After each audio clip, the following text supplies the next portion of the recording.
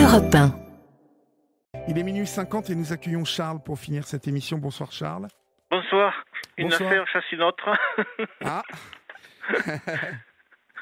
Qu'est-ce qui vous amène Charles? Quel âge avez-vous et d'où m'appelez-vous? Alors, j'ai 61 ans dans une poignée de jours. Oui. Donc, je peux le dire le 19. Voilà. Et donc, je vous appelle d'une commune qui est près de l'Isle-sur-la-Sorgue dans le Vaucluse. Oui, je connais. Voilà. Mhm. Donc, la commune, c'est le Thor. Elle n'est pas très connue. Par contre, on connaît plutôt l'Isle-sur-Sorgue pour sa D'accord. brocante, etc. Quoi. Pour Ok. ses personnalités aussi. Mhm. Voilà. Oui, il y a beaucoup de personnalités qui habitent là-bas. Ah oui. Enfin, c'est un très joli coin. Très joli coin. Voilà, c'est près du Luberon, en fait. Ah, ouais, dans ouais. le, Ah, même, on la est bien. partie de Voilà. On est bien là-bas. On est bien. Oui. Mhm. Alors, qu'est-ce qui vous amène? Et donc, moi, j'ai beaucoup de choses à vous dire. Donc, Bon, on reprendra cette discussion un peu plus tard parce qu'on va pas avoir le temps de la finir. Voilà. Mais au moins, commençons là. voilà, on va amorcer un petit peu les choses. Voilà. Donc, moi aussi, je suis dans les affaires judiciaires. D'accord. Donc, depuis 2005, je suis confronté à une première affaire. Mhm. C'est une affaire, on va dire, monumentale. D'accord. Je peux dire en deux mots ce qui se passe. Ah ben, on est là pour ça, Charles. Hein. Il faut y aller. Voilà. Là. Hein. Alors, ça va parler un petit peu à tout le monde. J'ai découvert dans ma vie des gens qui s'occupaient de ma vie. Ils se sont intéressés à ma vie privée. Et de fil en aiguille, je me suis rendu compte que j'avais affaire à une organisation D'accord. structurée, bien en place ici. Qui vous dans la surveillait. région.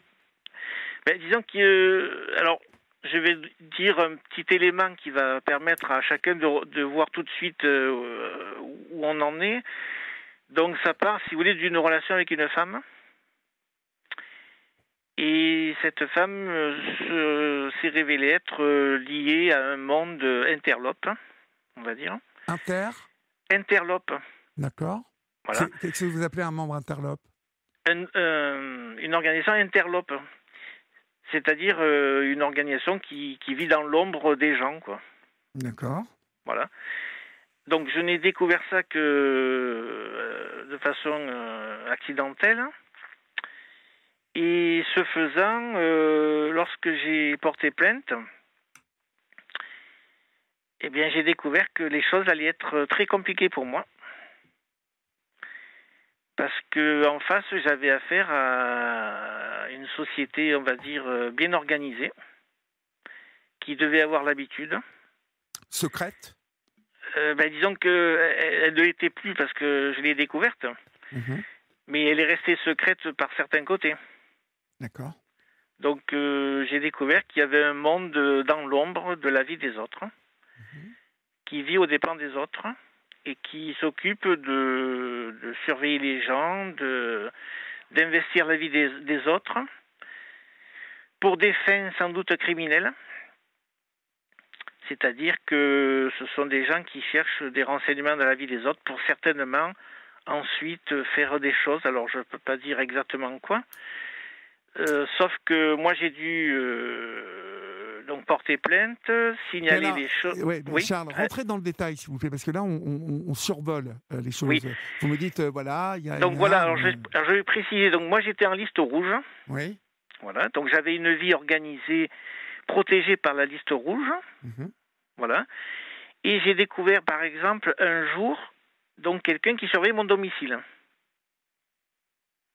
Donc quelqu'un que je ne connaissais pas. Il était dans la rue, dans une voiture Il était dans une voiture, dans la rue sur un scooter. Donc c'est la première chose qui m'a mis tout de suite dans la réalité de ce qui m'était caché. Voilà.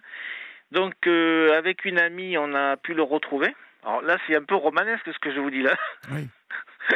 Donc avec une amie qui était en voiture, donc on l'a retrouvé dans la commune. Oui. Et je lui ai demandé ce qu'il voulait. D'accord ? Et c'est là qu'il m'a dit que voilà, il travaillait, enfin entre guillemets, pour quelqu'un, en me désignant cette personne que je connaissais du coup. D'accord. Et donc, du coup, j'ai réalisé que cette personne me faisait surveiller. Et pourquoi vous faisiez-elle surveiller? Eh bien, ça fait partie des mystères de sa propre vie. C'est-à-dire que j'ai découvert qu'elle avait le pouvoir d'organiser la surveillance des autres. Parce Ok. qu'elle appartient à un certain monde. D'accord, mais à quelle fin, en fait? Parce que vous faites quoi dans la vie? Ben, c'est-à-dire que on avait une liaison au départ. Avec cette femme? Oui. Mhm. Et une liaison comme avec n'importe qui, si vous voulez. Moi, j'avais une vie ordinaire hein, et je pensais qu'elle avait une vie ordinaire, elle aussi. Mhm. Mais ce que je ne savais pas, c'est qu'en fait, elle appartenait à une organisation. Et quelle organisation? Ah, mais là, je ne peux pas vous dire certaines choses. Ah, Disons qu'elle appartient à un monde qui porte un uniforme. d'accord. Vous voyez ce que je veux dire? Bah, entre les pompiers, les gendarmes et l'armée, bon. Alors, on va dire les gendarmes. Bon, voilà. Voilà, Appelons un chat un chat. voilà. Donc, ce que je ne savais pas, c'est qu'elle appartenait à ce monde-là. Mais dans sa vie, elle n'était pas dans ce monde-là. Elle avait une fonction, on va dire, assez huppée dans la société locale. On va dire dans un cabinet de notaire. D'accord.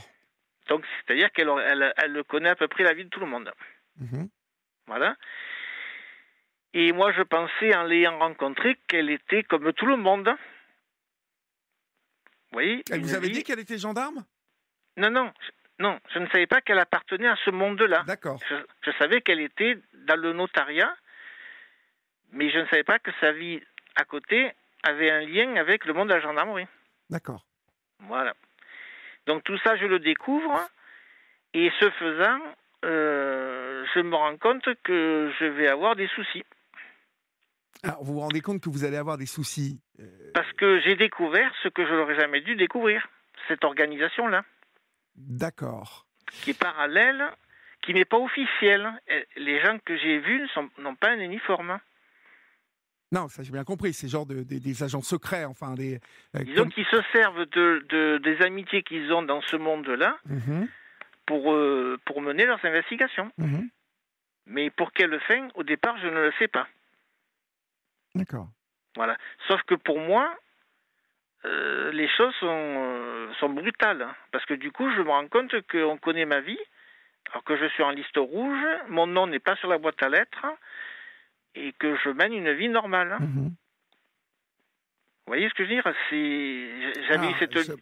Je vois, mais on creusera un peu plus lundi quand Voilà. on se reparlera de tout ça, parce que là, vous êtes mystérieux, vous voyez. Oui, mais parce que les choses vont venir au fur et à mesure, si vous voulez. Donc vous me les dévoilerez au fur et à mesure lundi. Là, quand on n'est qu'au début. Voilà, on n'est qu'au début, si vous voulez, de ce que je découvre. D'accord. Et la suite va être assez infernale. Quoi. Romanesque, j'ai l'impression. Aussi. Je sens quelque chose de... Je sens les montagnes russes, là. C'est pour ça que je vais en faire une saga. Très bien. Mais voilà. écoutez, lundi, on se reparle de tout ça. Lundi, vous m'appelez? Oui, Florian va vous rappeler lundi. Et mettez-moi tout ça en ordre, vous voyez, qu'on rentre dans le détail, hein, lundi, d'accord? Ok. Ok. Bonsoir, Charles. Bonsoir. Alors, on Charles, est de retour. On est de retour. Nous nous sommes parlé jeudi dernier et faute de temps, nous n'avons pas pu continuer, malheureusement. Mais nous sommes de retour, comme vous le dites, et nous revoilà, Charles. Vous nous avez conté jeudi avoir une relation avec une femme dont vous ignoriez qu'elle était en relation avec la gendarmerie, me semble-t-il, ou en tout cas qui avait des accointances, des connexions avec la gendarmerie. Et vous nous avez confié avoir perçu, remarqué que vous étiez suivi, que vous étiez épié par une organisation dont finalement je n'ai pas très bien compris encore, puisque vous ne nous l'avez pas révélé, mais je n'ai pas très bien compris l'ADN de ce que vous vouliez dire, en tout cas de cette organisation.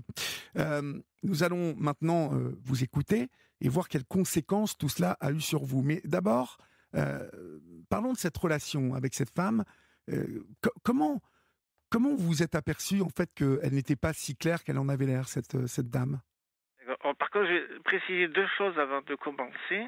Donc, je vais vous parler de deux affaires qui ne sont pas encore jugées. Donc, je vais être un petit peu elliptique sur une certaine partie, Oui. mais je vais quand même vous en donner assez pour que vous compreniez pourquoi ça a duré 18 années et pourquoi une autre affaire est arrivée comme un cheveu sur la soupe, on va dire. Hein. Donc, ce qui s'est passé, c'est que donc j'ai rencontré une personne, comme tout un chacun. Oui. Et puis, bon, les choses ont fait qu'on s'est un petit peu éloignés l'un de l'autre. Et puis moi, j'ai fait ma vie, elle la sienne. Et donc, moi, j'avais mis un petit peu à distance les choses, en sachant que, bon, j'étais toujours ouvert à éventuellement une bonne surprise, on va dire. Hein. Oui. Donc, la commune dans laquelle j'habite, c'est une espèce de village qui s'est enrichi de résidences autour. Donc, ce qui fait que c'est une commune qui s'est étoffée. Mais si vous voulez, l'âme d'un village est restée. C'est-à-dire que cette relation, elle peut se rencontrer n'importe où. On n'est pas dans une grande ville, on est dans un monde où on peut se rencontrer, se croiser, se voir de loin. Vous voyez, c'est pas... C'est une petite communauté, en fait. Voilà, ça fait une petite communauté où on est obligé de passer par le centre, par exemple, pour passer d'un bord à l'autre du village, de la commune. Donc, il y a des moments où on peut se rencontrer, on peut se jeter un regard, etc. Vous voyez, c'est... Donc, c'est pas une relation dans une très grande ville où les gens sont perdus. Bon, voilà. Donc, déjà, il y a une proximité. Et donc, à partir de cette proximité, moi, tout naturellement, j'en ai déduit quelque chose de sympathique, on va dire. Hein. Et donc, j'ai mené ma vie sans savoir qui était cette personne, jusqu'au jour où j'ai découvert que mon domicile était surveillé, comme je l'avais dit. Oui, oui. Un jour, j'ai découvert quelqu'un sur 2 roues qui surveillait mon domicile. Bon. Avec une amie, donc on l'a retrouvé, et là, il m'a en quelque sorte dévoilé l'envers du décor. Ce joli décor, finalement, masquait un monde obscur. Alors, je vous arrête là. Ce joli décor masquait un monde obscur, et on va faire une petite pause, et on se retrouve tout de suite, d'accord ? D'accord, ok. À tout de suite. Ouais.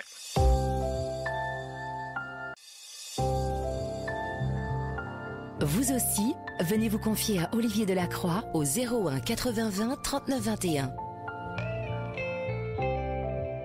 Il est 22h30, vous êtes sur Europe 1, c'est votre libre antenne et je suis encore une fois, je vous le dis, ravi de vous retrouver. Nous sommes avec vous, Charles, mais avant de continuer, je vous donne un rendez-vous incontournable. C'est le podcast Les récits extraordinaires de Pierre Bellemare que vous retrouvez partout, tout le temps sur Europe 1, sur l'application Europe 1 et sur europe1.fr. Déjà plus de 500 000 écoutes, 5 nouveaux épisodes sont disponibles dès maintenant. Alors, si vous le désirez, vous pouvez retrouver le pionnier des grands conteurs de récits radiophoniques sur toutes les plateformes d'écoute, Pierre Bellemare sur europe1.fr et l'application Europe 1. Charles, cette organisation, alors? Je découvre donc la face cachée, une face cachée dans ce monde qui paraissait assez simple. Donc je découvre donc dans la bouche de l'individu qu'il existe donc une surveillance de mon domicile, mais surtout, plus important, une taupe chez un opérateur téléphonique. Ah, carrément. Oui, ce qui veut dire, donc, une fois que je suis rentré chez moi et que j'en discute un petit peu avec mon ami, je me rends compte que finalement, j'ai affaire à une organisation, c'est-à-dire un monde qui s'occupe de la vie des autres. Parce que quand vous avez une employée de notaire qui a accès à la vie de tout le monde, une taupe chez un opérateur téléphonique et du personnel pour surveiller les gens à 2 roues ou à pied ou autrement en voiture, etc., vous avez clairement tous les ingrédients d'une organisation. Imaginez donc ma surprise dans un monde qui paraissait au départ assez banal. C'est surtout quelle est votre importance à vous, Charles? Alors justement, je vais y venir. Pour qu'on déclenche une surveillance telle que celle-ci. Justement, c'est là où je vous dis les choses, c'est-à-dire que j'ai supposé que cette organisation existait avant que je n'existe dans la vie de cette personne. Elle n'est pas née avec moi. Sinon, ça aurait été me donner beaucoup d'importance, alors que moi, à l'époque, je n'étais qu'un citoyen ordinaire. Oui. Vous comprenez? Donc, avec le temps, mais même déjà à ce moment-là, je me suis dit, mais je ne suis pas le premier. Il est impossible de penser qu'une telle organisation ait été mise sur pied pour moi. Je ne représente rien. Je ne suis pas un chef d'entreprise. Je n'ai pas des intérêts de milliardaire. Je ne suis pas un homme politique. Vous voyez ce que je veux dire? Cette organisation suppose qu'elle avait déjà existé. D'accord? Donc, des habitudes ont été prises. Et donc, à partir de là, je me dis que je suis tombé dans une toile d'araignée. C'est-à-dire un monde qui est déjà bien quadrillé, bien organisé. Et donc, à partir de là, je me dis, mais ça va mal se passer pour moi. Puisque à partir du moment où ils sont percés à jour, ils vont devoir se défendre. Parce que moi-même, je peux me dire en danger. Et donc, je suis susceptible de révéler l'affaire à la justice. On parle de justice tout à l'heure. Donc, moi, qu'est-ce que je vais faire? Et eux, qu'est-ce qu'ils vont faire? Vous voyez? Oui. Donc je suis à ce moment-là perplexe, parce que je me dis, si je porte plainte, il va y avoir des réactions. Et quelles réactions vont-elles suivre? Et moi, c'est la première fois de ma vie que je rencontre une situation pareille. Et je suppose que c'est vrai, ça serait vrai pour la majorité des Français. Oui, je veux bien vous croire. Ça a dû vous... Parce que moi, je suis tombé des nues, je ne comprenais rien, j'ai mis du temps à comprendre. D'ailleurs, je vais vous dire honnêtement, après 18 ans, j'ai toujours pas compris. J'ai compris ce qui s'est passé, mais je veux dire, je n'ai pas compris cet acharnement dont je vais vous parler. Et donc, à partir de là, je me dis, mais que faire? Que faire? Parce que ma vie, du coup, alors je suis en liste rouge, j'ai une vie protégée, j'ai une vie simple. Je me dis, qu'est-ce que je fais? Qu'est-ce qui peut se passer? Donc à partir de là, il va se passer donc le week-end et je ne vais pas vous étonner, mais ce sont les gendarmes qui me convoquent. Ah bon? Ouais. Des gendarmes me convoquent de force, sans motif. Je réclame un motif, on me refuse le motif. Quand ils sont venus, je n'étais pas là. Donc j'ai découvert les choses à mon retour à mon domicile. Donc on est en début de semaine. Et donc à partir de là, je me dis, ça y est, les hostilités sont déclenchées. Et donc je me dis qu'à partir de là, l'organisation se défend. Et donc je me dis, si les gendarmes procèdent de cette manière, c'est qu'ils sont de leur côté. Il n'y a pas à tergiverser, parce que sinon ils m'ont donné un motif.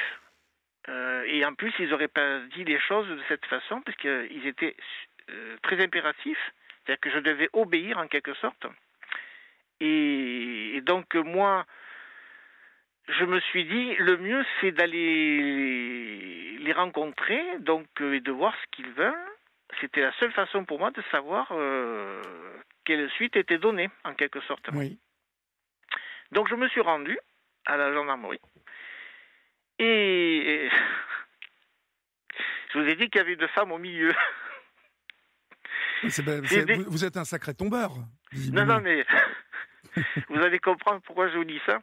Parce que vous savez, quand il y a eu l'affaire du navire échoué en Italie, les journalistes disaient il y a sûrement une femme au milieu. Vous savez, quand le capitaine avait fait échouer le navire, oui. En fait, il s'était révélé qu'il était en compagnie d'une femme. Bon. Le Concordia, je crois que c'était un truc comme ça. Donc, il était en compagnie charmante et c'est pour ça qu'il avait fait échouer le navire. Bon, je reviens donc sur l'histoire et donc je découvre que elle avait retourné au propre comme au figuré des lettres que je lui avais envoyées. Des lettres que moi je pensais qu'elle avait jetées, brûlées, qui pour moi n'avaient plus d'importance en fait. Alors ce n'est pas une liasse de lettres, c'est 6 lettres. 6 lettres que vous lui aviez envoyées. Dont une dernière correspondant en réaction à ce que j'avais découvert donc quelques jours avant. C'est-à-dire qu'en fait, il y en a 5 plus une. Oui, ça fait donc 6. C'est pas grand-chose. Et en plus, ce ne sont pas des lettres... Il y a rien. Et quand vous dites il n'y a rien, c'est il n'y a rien ou il y a... Non, rien. Non. C'est-à-dire que quand je vous dis qu'elle les a retournés au propre comme au figuré, je veux dire par là qu'elle a demandé aux gendarmes de m'en accabler. Ah oui. C'est-à-dire que le gendarme a demandé... Elle a considéré que ces lettres étaient des lettres menaçantes. Ah non, vous n'y êtes pas du tout. Non, les 5 lettres, c'était des lettres, on va dire, correspondant à une relation sentimentale, si vous voulez, amicale, etc. Les 5 premières. Et la dernière, c'est une lettre qui dénonçait des choses et qui me permettait de dire il est possible que j'avertisse la justice. Il est possible que j'avertisse la justice. C'était une façon de leur dire je risque de ne pas en rester là. Je vais peut-être aborder la justice. C'était donc une lettre qui n'était qu'informative. Il n'y avait rien d'autre à en tirer, si vous voulez. Donc, donc j'ai compris que on avait demandé aux gendarmes de m'accabler de ces lettres-là. Mais le gendarme, il s'est rendu compte que je n'avais rien à me reprocher, puisque j'ai répondu à tout. D'accord. Et donc, il était perplexe, gêné, un peu perdu, parce qu'il s'est dit... je traduis un petit peu ce qu'il devait y avoir dans sa tête. Hein. Il devait se dire, qu'est-ce que je fais là avec ça Et alors, à la fin, il me dit, je connais le procureur, il n'y a rien. Donc, en gros, vous pouvez rentrer chez vous. Et puis, si vous avez un jour des problèmes, comptez sur moi. Très rassurant, vous voyez ? Oui, c'est très bizarre. Voilà. Et donc, moi, qui ne suis pas le ravi de la crèche, j'ai compris la manœuvre. On a chargé le gendarme de m'influencer, de vous intimider plutôt. M'intimider, vous avez trouvé le mot. Donc, c'est mon premier interrogatoire, mais pour autant, je ne suis pas non plus stupide. Je suis adulte, je sais comprendre les choses, et je sais d'où ça vient. Donc, moi, j'attends un certain temps, en me disant, le procureur va me répondre d'une manière ou d'une autre. Et ce faisant, je me rends compte qu'il y a quelque chose qui cloche. Parce que je ne vois aucune réaction du parquet d'Avignon. D'accord. Donc, qu'est-ce que je fais ? J'écris au procureur. Ce que je pense que n'importe qui aurait fait. Au moins pour savoir quelle suite il donnait. Et au moins savoir s'il était au courant de la chose. Je me suis rendu compte qu'il n'avait pas été au courant. Qu'ils avaient gardé l'affaire. Et donc, l'affaire était un peu torpillée par tout le monde. Et savez-vous comment j'ai réussi à savoir que le procureur avait été informé de la chose par mon courrier et pas celui des gendarmes ? Non, oui, allez-y, oui, comment ? Alors là, vous allez tomber de votre chaise, parce que moi, ça m'était jamais arrivé, et peut-être vous aussi. Un soir, j'arrive, il pleut, une amie me ramène, on était au cinéma, et je vois un véhicule que j'appellerais un sous-marin, c'est-à-dire un véhicule genre espace, avec des vitres opaques, c'est-à-dire qu'on ne peut absolument pas voir qui est à l'intérieur, ni ce qui s'y passe. Par contre, les gens qui sont à l'intérieur peuvent vous voir. Donc, une espèce de véhicule sorti du néant, qui était garé entre 2 platanes, et qui m'attendait. C'est-à-dire qu'on savait que je n'étais pas chez moi ce soir-là, Et donc, on a attendu patiemment que je rentre. On savait que j'allais rentrer. Alors, pourquoi, comment, je ne sais pas comment ils ont fait pour savoir mon emploi du temps. Ils étaient sûrs de me retrouver. Et donc, je rentre chez moi et le véhicule s'est mis devant chez moi, m'a observé. Et alors là, je me suis dit, là, il y a un truc qui ne va pas, quoi. Parce que c'est moi qui aurais dû être dans le véhicule pour retrouver les personnes qui font partie de l'organisation qui surveille ma vie. C'était ça, normalement, qui aurait dû se passer. Je ne sais pas si vous pensez comme moi. Parce que là, on m'a traité... je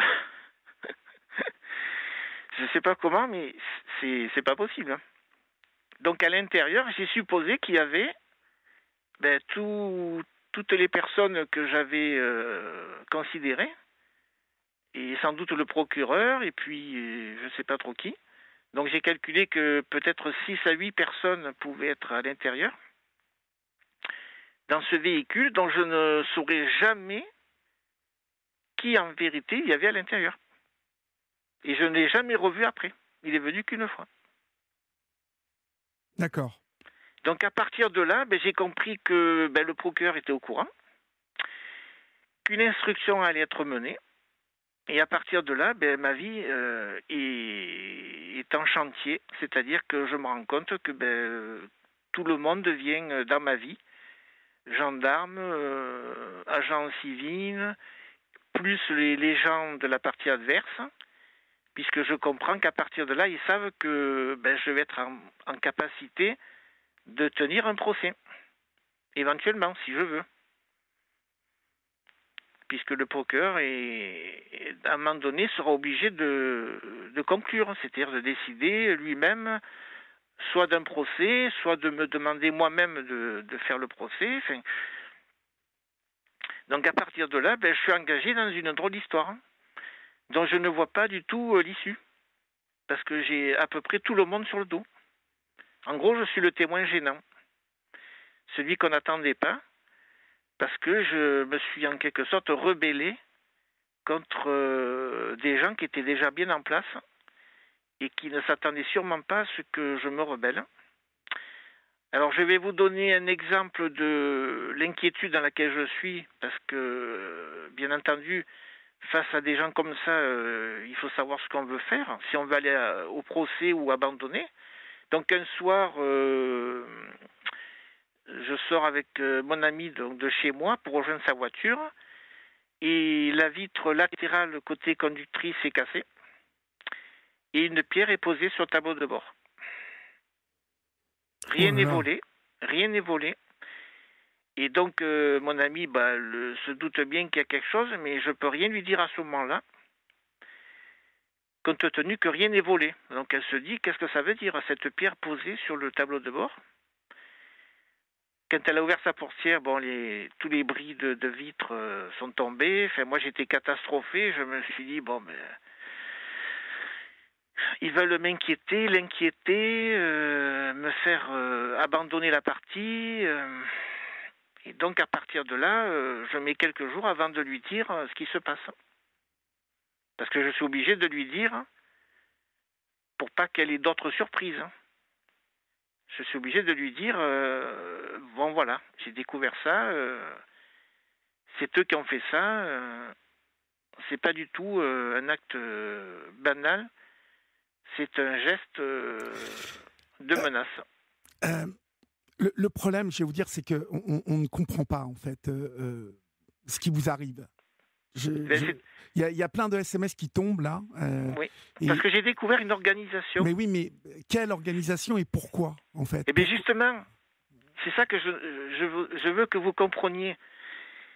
Moi, je suis témoin de quelque chose dont je n'aurais jamais dû être témoin. Mais témoin de quoi? Eh bien, de l'organisation. Mais de l'organisation qui vous surveille, pourquoi, Charles? Mais Vu que vous êtes, vous me dites que vous êtes un homme ordinaire. Oui, mais vous n'avez pas compris. Oui, j'ai pas compris, mais vous êtes un peu vague. Excusez-moi. Non, mais parce que non, je découvre une personne, d'accord? Oui, une personne qui fait partie d'une organisation. Voilà, qui avait caché cette vie interlope, d'accord? Oui. Bon. Oui. Moi, je suis témoin C'est-à-dire que je suis témoin, j'ai rapporté la chose au procureur. Ça veut dire que eux sont sous la menace d'enquête du procureur. Même si moi, demain, à l'époque, je m'arrêtais de porter plainte, par exemple, en sachant que le procureur était au courant, eux se sont sentis menacés par la justice, par conséquent. Ce qui n'était pas le cas auparavant. Donc moi, comme témoin, je suis une menace, indépendamment de tout le reste. Parce que vous avez porté plainte contre eux, parce qu'ils vous Parce qu'ils sont entrés dans ma vie de façon illégale. D'accord ? Ensuite, il y a des... Pourquoi ? Mais parce que c'est leur façon de faire. Oui, mais quelle particularité avez-vous pour qu'ils rentrent dans votre vie ? C'est ça que une vie ordinaire. Une vie ordinaire. Et donc, ils sont entrés comme ça, ils vous ont surveillé. Alors que vous faites quoi dans la vie, Charles ? Eh bien, à ce moment-là, j'étais en train d'écrire. D'écrire ? Oui. Mais d'écrire quoi ? Des romans. D'accord. Bon. Écoutez. Donc, ce que je veux... Parce que je pense qu'il y a une dimension que je vais vous donner, parce que je pense qu'elle est importante. J'ai affaire à quelqu'un d'orgueilleux. Mais ça, je voudrais que vous le compreniez par le fait déjà que ça dure depuis 18 années. D'accord ? Depuis 18 années, qu'est-ce qui dure ? Eh bien, l'affaire qui n'est pas jugée encore. Ah, tout ça s'est passé il y a 18 ans ? Non. Ce que je vous donne là, c'est le début. L'affaire n'est pas jugée encore, parce qu'il y a eu encore beaucoup de choses. Quoi ? Eh bien, je vais vous le dire. D'accord, allez-y. Ce que je veux que les auditeurs comprennent, j'ai affaire à quelqu'un de très orgueilleux. Mais alors orgueilleux, comme vous ne pouvez pas l'imaginer, c'est-à-dire que c'est quelqu'un qui a besoin qu'on soit soumis à ses volontés. Je l'ai su par d'autres personnes, d'accord ? J'ai su que quand elle voulait quelque chose, il fallait obéir. Voilà. Alors, je vais vous donner un exemple pour que vous compreniez. Oui, elle a été virée de l'étude notariale. Oui. Parce qu'elle s'est mise elle a voulu créer le chaos à l'étude notariale. Elle s'est prise de bec avec la notaire. Et la notaire, qui avait le droit de la rejeter de l'étude, a pu s'en débarrasser. C'est allé là. Moi, mon pouvoir, c'était la justice. Mais la notaire, pour s'en sortir, elle a dû la virer. Vous voyez l'orgueil d'une femme contre une femme pour vous donner une idée de la personne, de la personnalité. Parce que sinon, elle détruisait la personne. Bon, écoutez, ça restera mystérieux quand même, cette organisation, excusez-moi. Hein, mais bien justement, je ne saurai jamais, il n'y a que la justice qui va peut-être me le dire au procès, ou les enquêteurs. Et le procès aura lieu quand alors ? Eh bien, j'espère en début d'année. D'accord. Et vous avez porté plainte pourquoi exactement ? Quel est le chef alors, de au début, parce que, bon, après, il y a eu des événements. Donc, c'était violation de la vie privée. Oui. Donc, recel de la vie privée. Violation de la liste rouge. Ensuite, les lettres qu'elle a retournées, ben ça, c'était de l'escroquerie, parce que moi, j'avais rien à me reprocher. Mm-hmm. Donc, il y a ça, et puis il y a d'autres choses encore qui se sont rajoutées. Mais comme il y a un procès, je ne peux pas vous le dire à l'antenne. D'accord. Hein, ça, je suis tenu D'accord. Par la procédure. Bon, bah écoutez, tenez au courant Florian de la suite des événements, et surtout quand le procès aura eu lieu, peut-être pourrez-vous nous en dire un peu plus précisément sur cette organisation. D'accord. Et peut-être pourrez-vous rentrer dans les détails. Parce que si vous voulez, là, je sens que vous êtes retenu de dire certaines choses, et ça donne un côté un peu mystérieux, en même temps qu'un peu opaque. Vous voyez ? C'est la procédure qui m'oblige à garder certaines choses. Je comprends. Voilà. Et j'entends aussi, et ça je le dis, et ça va dans le sens de votre témoignage, qu'il y a aujourd'hui, et de plus en plus, des organisations comme ça, parallèles, qui, parfois au nom du complotisme, s'organisent comme ça, peuvent espionner, même un personnage, en tout cas un homme ordinaire, comme vous vous êtes décrit, à des fins, on ne sait pas, hein, je ne sais pas ce qui s'est passé avec cette dame, et c'est sûrement elle, d'ailleurs, qui vous a fait surveiller, parce que, tenez, partez de l'idée que cette femme comme vous m'avez dit, extrêmement orgueilleuse, eh bien, cette femme extrêmement orgueilleuse, eh bien, si elle était jalouse, par exemple. Ah oui, mais ça, j'ai tout imaginé, en Bon, fait. eh bien, peut-être vous a-t-elle fait surveiller. Tout simplement, et c'est parti de là. Donc bon, après, vous verrez, le procès vous en dira plus, mais ne manquez pas de nous tenir au courant, Charles, d'accord? D'accord. Par contre, il y avait une autre affaire. Oui, mais ça sera pour une prochaine fois, parce que ça fait un moment. Ok. D'accord? D'accord, ok. Je vous souhaite une bonne soirée et n'hésitez pas à nous rappeler, d'accord? D'accord, bonne soirée. Bon.